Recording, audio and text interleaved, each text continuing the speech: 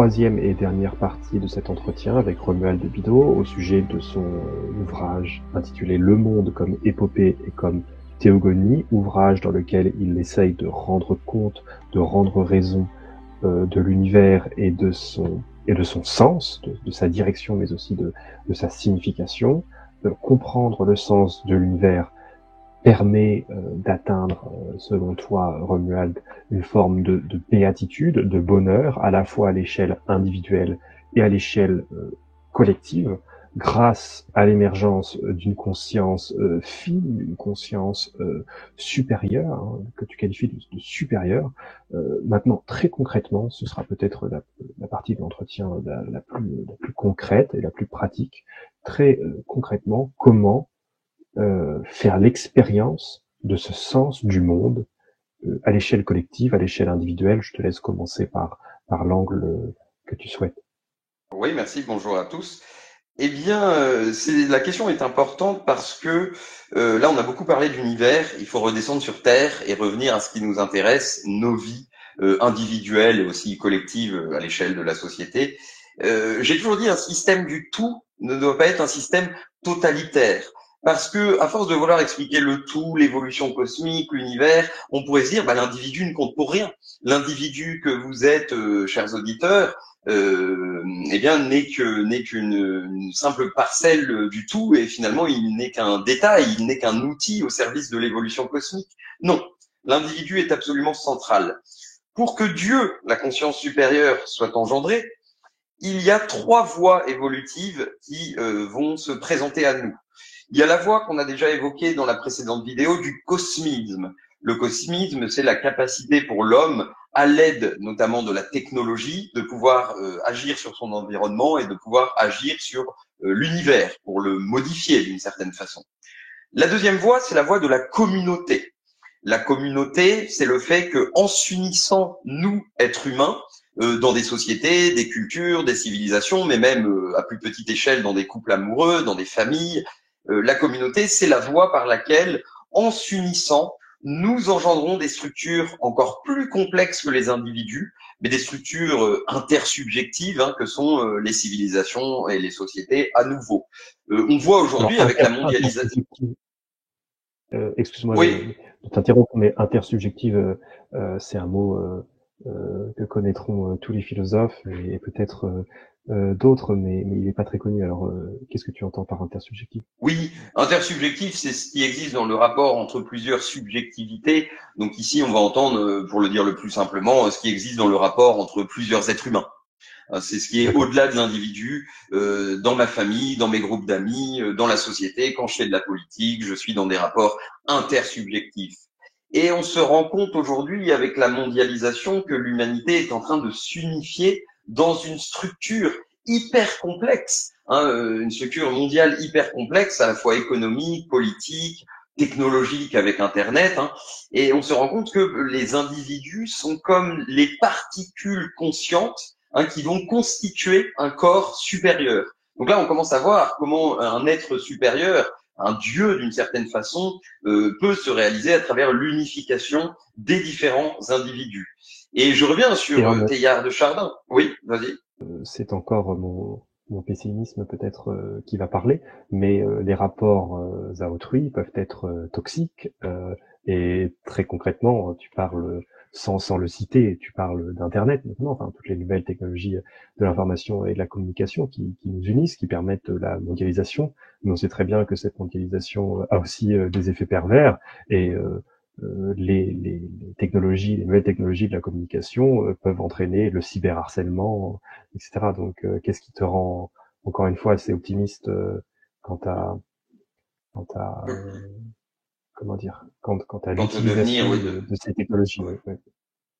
Ces technologies sont des outils qui peuvent être utilisés à bon ou mauvais escient, mais l'optimisme est presque ici affaire de foi. C'est là où il y a une dimension religieuse. Et comme je le disais dans la vidéo précédente, j'ai moi-même un certain pessimisme parce que la lancée sur laquelle est notre civilisation, ne semble pas aller vers cette réalisation spirituelle. Donc ici, c'est quelque chose qui pose problème. Et je pense que le fond du problème, c'est le fait que la modernité, à partir, on va dire, du siècle des Lumières, hein, a posé l'idéal du progrès. Hein, elle a dit, c'est le progrès, voilà, il faut progresser. Mais elle n'a pas donné de but à ce progrès. Le progrès, mais le progrès vers quoi? Alors on l'a compris simplement comme le progrès vers plus de richesse. Hein, c'est le système, bien sûr, capitaliste. Et finalement, c'est le seul idéal qui anime la modernité, c'est l'idéal du progrès économique sans fin, qui d'ailleurs n'est pas viable hein, d'un point de vue même écologique. Et je pense qu'il faut redonner à la modernité un but, et il faut réorienter la D'ailleurs, civilisation vers un but. Oui, d'ailleurs, le philosophe beaucoup plus connu que nous, qui s'appelle Étienne Klein, oui, remarquait avec une grande pertinence qu'on n'ose même plus parler de progrès aujourd'hui. On parle plutôt d'innovation au c'est vrai. pluriel.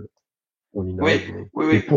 pourquoi, bon, on ne sait pas trop. Alors, je te laisse justement parler de la question du sens et du but. Alors j'en reviens aux trois lignes évolutives dont je parlais, hein, qui doivent mener à l'engendrement de Dieu. On avait le cosmisme, on avait la communauté, et la troisième, c'est la conscience. Hein, donc ça fait trois C, hein, les trois C, cosmisme, communauté, conscience. La conscience, et là on va rentrer dans ce que j'appelle la spiritualité, c'est la ligne évolutive par laquelle tout individu doit se réaliser en tant qu'individu. Il est vrai que notre vie, à chacun d'entre nous, est aussi une épopée et une théogonie en miniature, si on veut. Chaque individu, sa vie est une aventure à travers laquelle il doit se diviniser, c'est-à-dire à travers laquelle il doit réaliser son plein potentiel. Ici, je rentre dans la spiritualité. La spiritualité, c'est un mot qui de nos jours veut tout et rien dire. Hein, on l'utilise à toutes les sauces, à tel point que ça en devient un mot qui n'a plus de sens. Par spiritualité, j'entends le travail d'exploration intérieure de son propre esprit, de sa propre conscience, qui va nous permettre d'évoluer vers des stades, pourrait-on dire, de conscience supérieure, des stades de conscience supérieure dans lesquels l'individu va avoir une plus grande maîtrise de lui-même, une plus grande sérénité, une plus grande joie. Il va se sentir plus en harmonie avec le monde et avec autrui. Il va développer des états d'amour et de compassion supérieurs. Et la spiritualité, c'était inévitable qu'elle soit abordée dans cette série d'entretiens parce qu'elle est absolument centrale dans le système que je propose. L'homme doit se développer spirituellement. Je dirais même l'individu, chaque individu a cette tâche. Alors, concrètement, comment faire? Comment faire? Individuellement, notamment. Avant de répondre comment faire concrètement individuellement, je voudrais juste mentionner le fait que dans l'histoire de l'humanité, il y a des traditions spirituelles à distinguer des religions. Hein, une religion, c'est un ensemble de dogmes qui sont souvent imposés. C'est une croyance à laquelle on va se soumettre sans forcément faire de travail sur soi. On va certainement faire des rites, des prières, mais ça n'implique pas nécessairement qu'on fasse un travail sur soi qui nous fasse évoluer vers la sagesse et ce qu'on appellerait l'éveil, par exemple dans une perspective bouddhiste. Mais il y a eu des traditions spirituelles qui, globalement, malgré des différences de forme, des différences culturelles, ont livré à peu près toutes le même message, hein, que ce soit des traditions orientales, comme le bouddhisme, le taoïsme, le védantin hindou, ou des traditions liées au monothéisme, hein, comme la kabbale juive, le soufisme musulman, ou certaines écoles gnostique, par exemple, dans le christianisme. Toutes ces traditions vont mettre en avant que l'homme, l'individu, avec sa raison, l'homme adulte autonome, n'est pas le summum de la conscience que l'homme peut atteindre. L'homme peut atteindre des états supérieurs et atteindre notamment un état d'éveil dans lequel il y aura cette béatitude qui sera présente, ce bonheur inaltérable, dans lequel il y aura un amour universel naissant du fait que l'individu va se sentir en harmonie et en état d'unité avec l'ensemble de son environnement. L'individu peut faire émerger en lui la conscience cosmique divine. Le Dieu dont on parlait, la conscience de l'univers, peut émerger en chaque individu. Maintenant, pour répondre à ta question, comment faire concrètement? Il y a des pratiques comme par exemple la méditation, qui vont permettre une exploration intérieure de son esprit, qui vont permettre de se détacher d'un certain nombre d'émotions, de passions et de désirs nuisibles pour nous permettre d'atteindre effectivement ces états supérieurs. Alors, tu parlais de méditation, de bouddhisme. Tu veux que tout le monde devienne moine. Alors, je te provoque un peu en posant cette question, évidemment. Effectivement, on pourrait avoir l'impression que quand on parle spiritualité et quand on dit que l'humanité et les individus doivent s'éveiller spirituellement, on pourrait avoir l'impression que l'idéal, ce serait que tout le monde devienne moine et ne se consacre qu'à son développement intérieur. Non, c'est pas le cas parce que l'action dans le monde est indispensable. Chaque individu a pour vocation de développer son potentiel. Chaque personne a un potentiel, a des capacités, a des rêves, a des aspirations qu'elle doit réaliser parce que chacun a un rôle à jouer dans la grande épopée cosmique. Chaque auditeur qui est en train de nous écouter a des talents, a des choses qu'il peut développer qui lui permettront à lui de s'épanouir et en même temps de servir l'évolution de l'humanité. C'est chacun à son échelle. On ne va pas forcément être un grand scientifique, un grand dirigeant politique ou un grand artiste, mais n'importe quelle capacité peut être mise au service du monde. Et je m'adresse vraiment aux auditeurs en leur disant, réfléchissez à quels sont vos talents qui pourraient à la fois vous épanouir et vous permettre d'œuvrer à la société, à votre famille, à autrui, au bien, au monde, à l'humanité. On n'a pas l'impression, mais en fait, tout ce travail que peut fournir chaque individu pour améliorer le monde contribue à l'élévation de l'univers dans son ensemble. On peut dire, c'est peut-être un peu gros, c'est à une petite échelle, mais plus il y aura d'individus qui se réaliseront, qui seront épanouis, et plus on aidera l'humanité à évoluer, et bien plus la théogonie aura de chances d'aboutir. Parce que plus la pulsion de vie qui anime l'univers sera stimulée et aura du pouvoir pour pouvoir se développer et échapper au chaos et au mal et à la souffrance. Alors peut-être pensons à l'inverse à ces forces qui empêchent de faire advenir du divin sur Terre et au-delà. Alors que sont-elles concrètement et comment les combattre? Parce qu'il y a combat, il n'y a pas simplement travail sur soi-même. Hein. Il y a Oui. combat, il y a épopée, donc comme tu l'as dit dans la précédente vidéo. Je parle essentiellement de pulsion de mort. C'est Freud qui, dans Malaise dans la civilisation, développait l'idée que l'homme est animé à la fois par une pulsion de vie, donc une tendance à survivre, à se reproduire, à s'épanouir, et une pulsion de mort qui est une tendance à aller vers le repos du néant, parce qu'il y a une forme d'effort dans le fait d'exister. Et la pulsion de mort, c'est le refus de cet effort. Je suis parti de cette analyse et j'ai étendu à l'échelle cosmique, mais là on va rester à l'échelle humaine, mais ces pulsions de vie et de mort. Et notre adversaire, c'est déjà notre propre pulsion de mort. Qu'est-ce que c'est la propre pulsion de mort? C'est le fait que chacun d'entre nous, d'une certaine façon, souvent de manière indirecte, va pouvoir chercher à s'anéantir lui-même, à se nuire à lui-même.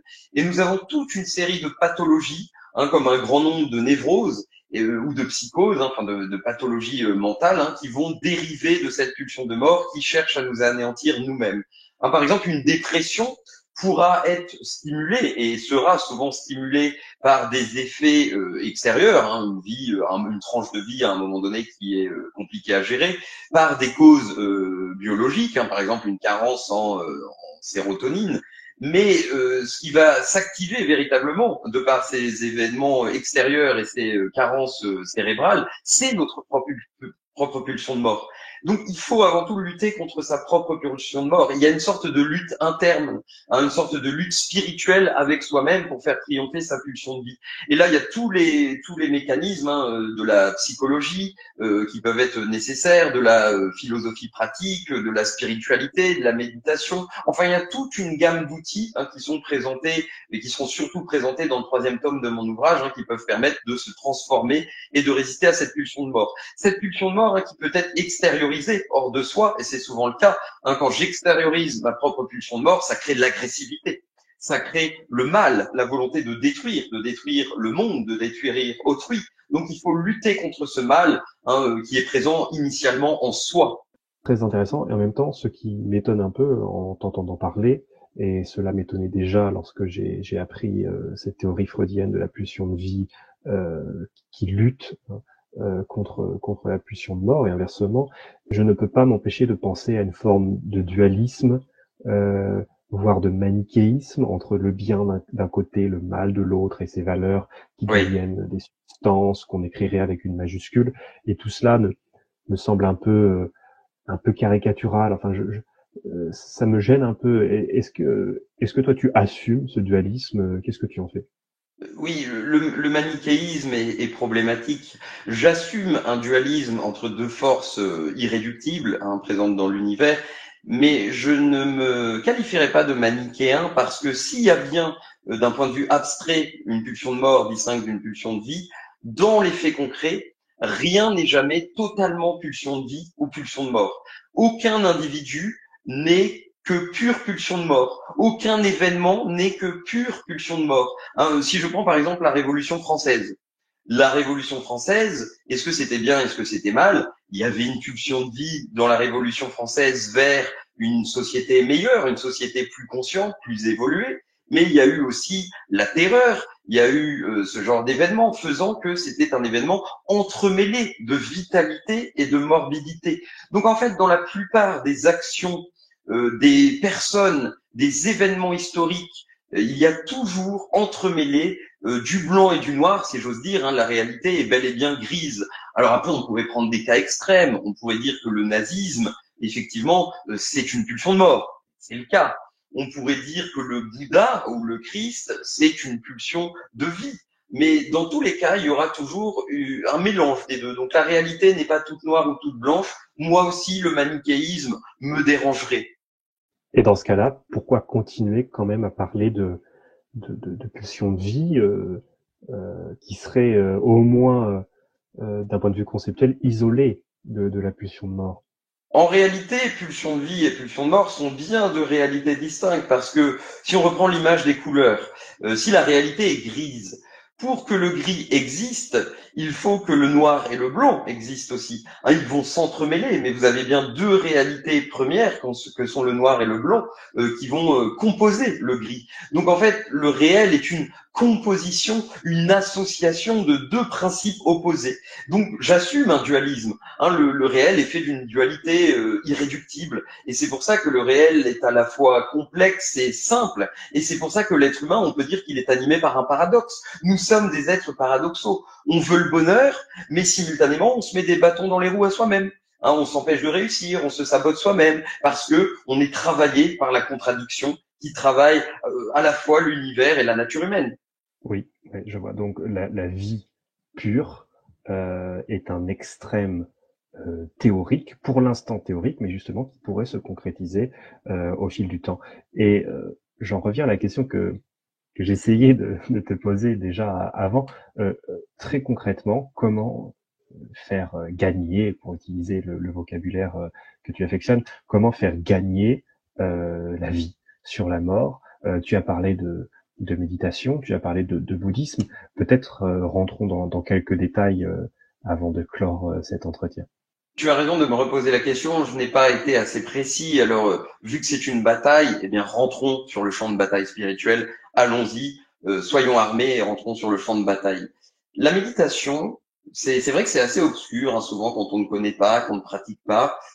C'est un moyen de se reconnecter à son âme, pourrait-on dire, à son moi profond, à ce qu'il y a au plus profond de son esprit. Voyez-vous, on pourrait représenter la conscience comme un océan. La conscience, c'est une sorte d'océan et nous vivons à la surface de la conscience, comme sur un bateau. Et nous sommes constamment sur une mer agitée. Qu'est-ce que ça veut dire? On est constamment agité par nos désirs, par nos passions. Là, je suis triste, là, je suis excité, là, je suis jaloux de telle personne, là, j'ai de la colère. On est constamment ballotté sur cette mer de désirs et de passions souvent négatives, nous rendant finalement malheureux. Eh bien, sachez que au fond de cet océan de la conscience, il y a, dans le fond, dans les abysses, un calme, une paix inaltérable, puisqu'on n'est plus à la surface, on n'est plus ballotté par les vagues. La méditation va consister à réussir à se détacher des émotions perturbatrices et des désirs qui sont souvent obsessifs, eh bien en apprenant à se couper de ces émotions. Enfin, se couper, le terme est fort. Il ne s'agit pas de renier les émotions. Il s'agit d'apprendre à les observer. Voilà, quand on médite, on se met dans une position particulière, souvent la position du lotus, vous savez, assis en tailleur, les mains potentiellement croisées, et on va observer son intériorité. On va observer les pensées, on va pas chercher à les bloquer, mais on va les observer, on va être attentif aux sensations de notre corps, attentif à notre respiration, attentif aux pensées, aux images, aux désirs qui se présentent à nous. Et en les observant, en prenant le temps de les observer, en pleine conscience, comme on dit, on va se rendre compte petit à petit que ces pensées ou ces désirs n'ont aucun pouvoir sur nous. Hein, c'est comme du vent, c'est des choses qui passent. Elles passent sur la conscience, mais finalement la conscience elle-même, la conscience à l'état pur, est quelque chose d'inaltérable. Eh bien, celui qui par la pratique, hein, parce que par la pratique on peut réussir à se maintenir dans cet état de paix au quotidien, celui qui par la pratique réussit à installer cet état en lui se rapproche de ce que l'on pourrait appeler l'éveil. L'éveil qui va être l'état où on devient imperturbable et où finalement on est animé par une paix, et même plus que par une paix, une joie finalement inaltérable. Pourquoi inaltérable? Parce que plus aucun événement extérieur ne peut venir vous troubler. Votre conscience, vous-même, êtes la cause de votre bonheur. Donc c'est vrai quand dans le développement personnel on dit toutes les clés sont en vous. Le bonheur n'est pas à l'extérieur, il est en vous, à l'intérieur. C'est totalement vrai et c'est ça la spiritualité. Imperturbable et en même temps pas apathique. Tu as bien dit, ne pas bloquer ses pensées, ne pas bloquer non plus ses désirs. Et donc, je n'arrive pas à croire qu'on n'ait toujours pas évoqué cet auteur jusqu'à présent, Schopenhauer. Tu es très admiratif de la pensée et du système de Schopenhauer. Ton ouvrage lui-même est inspiré de l'ouvrage phare de Schopenhauer, Le monde comme volonté et comme représentation. Schopenhauer qui, lui, propose de nier son vouloir vivre. Et toi, d'une certaine manière, tu vises exactement l'inverse, puisque tu cherches à exalter la vie. Qu'en penses-tu de cela? Est-ce que tu serais prêt, toi qui pourtant est en partie schopenhauerien, il y a quand même une opposition. Oui. Je vais commettre ce qu'on appelle le parricide, hein, tu es le père, hein, je vais assassiner Schopenhauer, puisque pour moi, Schopenhauer, c'est la philosophie de la pulsion de mort. La pulsion de mort est un principe métaphysique et psychique qui vise le retour au néant par refus de l'effort de l'existence. Eh bien, en Schopenhauer, la pulsion de mort universelle et psychique s'est incarnée en un être humain, un philosophe, et le système de Schopenhauer, c'est le système de la pulsion de mort. C'est la pulsion de mort universelle qui parle à travers le système de Schopenhauer. Vouloir s'anéantir, réduire, détruire tous les désirs, non, ça ne peut pas fonctionner. C'est une conception qui détruit complètement l'être humain, donc ça ne fonctionne pas. Certains bouddhistes, certaines écoles du bouddhisme, pas toutes, sont tombées dans ce travers aussi. On les a qualifiées de nihilistes. D'autres affirment quand même une certaine forme de vitalité. Mais oui, c'est problématique. Et j'irai même plus loin que ça. Les pensées du néant sont des pensées auxquelles je m'oppose. Et les pensées du ciel, que j'appellerais les pensées du ciel, sont des pensées auxquelles je m'oppose. Qu'est-ce que c'est une pensée du ciel? Une pensée du ciel, c'est les arrière-mondes de Nietzsche, dont on avait déjà parlé dans notre première vidéo.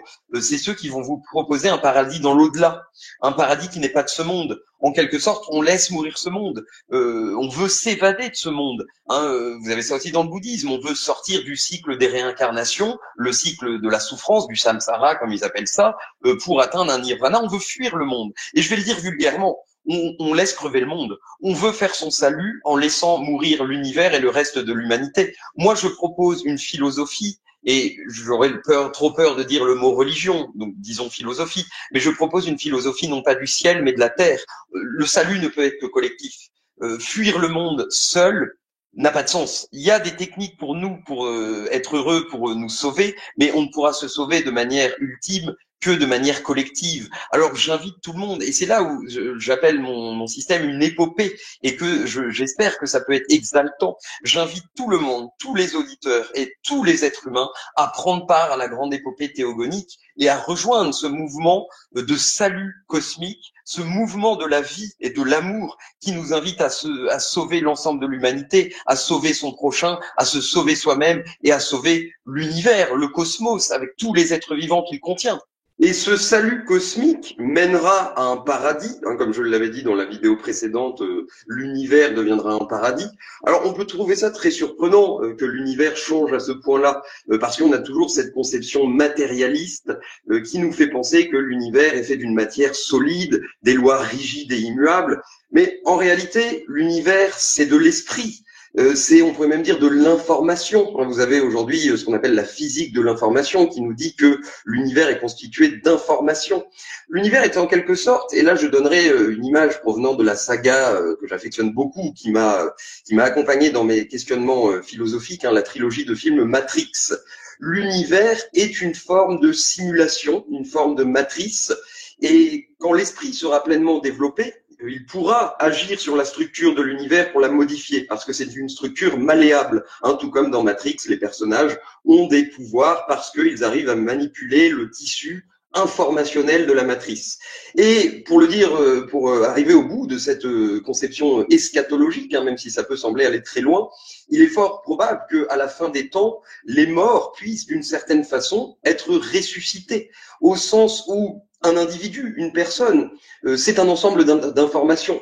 Et à la fin des temps, l'information, toute l'information qui aura constitué l'univers pourra être réactivée. Donc les personnes, vous, moi, l'information les constituant pourra être réactivée et il y aura une forme de résurrection, ce qui peut rejoindre des espérances chrétiennes, comme le fait de ressusciter, de retrouver ses proches après la mort.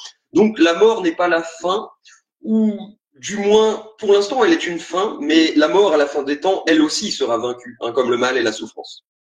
Oui, donc une sotériologie, une philosophie du salut également. Donc là, on passe subrepticement de la philosophie vers la religion, mais tout cela reste très intéressant.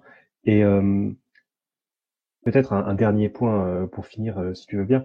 Tu as Oui. parlé du bonheur qu'on peut trouver en nous, les clés du bonheur sont en nous, et en même temps, contrairement à Schopenhauer, et c'est ce que tu reproches à Schopenhauer justement, tu parles d'une émancipation qui doit être collective. Alors, Oui. une question, c'est la suivante. Que peut-on espérer du travail que l'on fait sur soi, de sa recherche, de sa propre paix intérieure, si les autres ne mènent pas cette même recherche pour eux-mêmes? Quel est le rapport exact, en termes d'espoir aussi, le rapport exact entre le salut individuel et le salut collectif? Qu'ai-je à espérer individuellement, moi, méditant? C'est très intéressant de penser le lien entre les deux. Si je suis quelqu'un qui fait tout pour faire son salut individuel dans un monde où personne ne va dans le même sens, il est vrai que c'est difficile et ça peut même isoler. Je me retrouve comme un étranger parmi les autres. Ce que je peux faire, moi, quand j'essaie d'aller vers le mieux, c'est d'essayer d'entraîner les autres avec moi. Essayer non pas d'imposer ma conception des choses, ma pratique de vie, mais peut-être d'essayer de montrer aux autres un chemin pour finalement ne plus être seul sur cette voie. Mais quoi qu'il en soit, le changement du monde et le changement de soi-même, je dirais le politique et le spirituel, l'individuel, sont indissociables. Trop de philosophes ont séparé les deux. Marx, par exemple, veut changer le monde. Il est dans le politique, dans le salut collectif à l'échelle de la société, avec l'idée du communisme, mais il n'a pas tenu compte du spirituel et du travail intérieur de l'individu. À l'opposé, vous avez beaucoup de philosophes spiritualistes, mais qui sont à milieu du politique. Ils ne pensent pas le politique, ils ne pensent pas la société. Et je pense que le mouvement se généralise en partant d'un individu particulier. Si on attend que le monde change pour pouvoir travailler sur soi, on va atteindre longtemps. Donc il faut commencer par soi. On revient ici à des idées assez banales, mais qui sont très vraies. Il faut incarner soi-même le changement qu'on veut voir dans le monde. La lutte commence par soi. La lutte commence par soi, mais ça ne doit pas mener à un repli égoïste. Et c'est là où je parlais du bouddhisme. Le bouddhisme, finalement, dans ses aspects que je trouve les plus beaux, a dit si on cherche à atteindre l'éveil et le nirvana, c'est ensuite pour aider les autres à l'atteindre, et finalement pas pour fuir le monde. Donc l'altruisme ici est central. Je pense qu'il faut œuvrer pour soi et pour le monde et pour la société, encore une fois chacun à son échelle. Et il y aurait beaucoup de choses à dire sur la politique, mais ce sera le sujet de peut-être d'autres vidéos, d'autres travaux. Tout à fait. Eh bien, je crois en tes pouvoirs surnaturels. Non, je plaisante, mais là, tu joues dans mon esprit, vraiment, Romuald, parce que j'allais dire exactement la même chose en t'entendant parler de politique. Je me suis dit qu'on aurait pu préciser davantage, mais il y a tellement de choses dont on aurait pu parler davantage. Oui. J'espère qu'on aura donné aux auditeurs, à travers cet entretien en 3 parties, une vue d'ensemble de ton système, de ta pensée, qui les invitera qui les motivera à aller plus loin. Et sauf si tu as quelque chose à ajouter, j'allais tout simplement te remercier, Romuald, pour nous avoir présenté synthétiquement ta pensée. Eh bien, merci beaucoup à toi de m'avoir posé toutes ces bonnes questions. Merci à nos auditeurs qui nous ont écoutés. J'espère que ça aura pu les intéresser. Et oui, je vous donnerai un mot de la fin. Je pense que le sens de la vie, hein, c'est le titre de cette vidéo, réside dans l'amour, tout simplement. Hein, l'amour qui soit familial, passionnel, amical, mais l'aboutissement est l'amour universel. Parce que qu'est-ce que c'est finalement que Dieu? Le but de l'univers dont on en parlait, c'est finalement c'est l'amour, c'est un pur amour. Nous sommes déjà tous connectés, nous sommes comme un seul grand être qui bat avec un cœur qui bat d'un même espoir et d'un même élan et d'une même prière vers le salut. Donc l'amour, voilà, s'aimer. Et l'amour intellectuel de Dieu, le fameux amour C'est intellectuel une de phrase Dieu de de Spinoza. Spinoza, oui. Je, Oui, je voulais évoquer son nom puisque Spinoza fait partie de tes grandes inspirations avec bien sûr. Hegel, Teilhard de Chardin, Schopenhauer et tant d'autres. Donc, Oui. pour comprendre mieux ta pensée, que nos éditeurs n'hésitent pas à aller lire ou relire du Spinoza, ce philosophe absolument génial. Et merci à toi, C'est une bonne Romuald. conclusion. Merci, merci. Au revoir. À bientôt pour une autre vidéo peut-être.